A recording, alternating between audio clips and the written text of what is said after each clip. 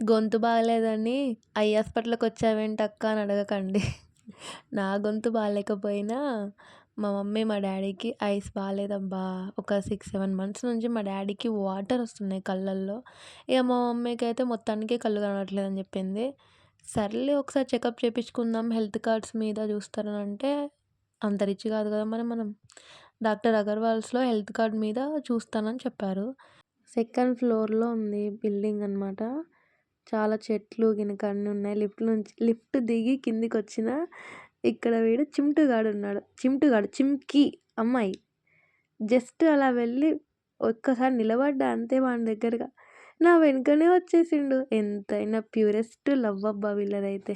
నాకైతే ఎంత ఇష్టమంటే అంత ఇష్టం. బట్ మా అపార్ట్మెంట్‌లో డాగ్స్ నాట్ అలౌడ్ అబ్బా! పెంచుకోవద్దు కదా!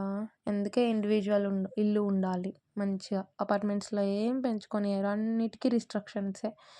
ఇంకేముంది చూపించుకున్నాము. మా మమ్మీకి ఆపరేషన్ చేయాలని చెప్పారు. మా డా మా డ్యాడీకి డ్రాప్స్ రాశారు. ఇంకంతే back to home. Bye bye.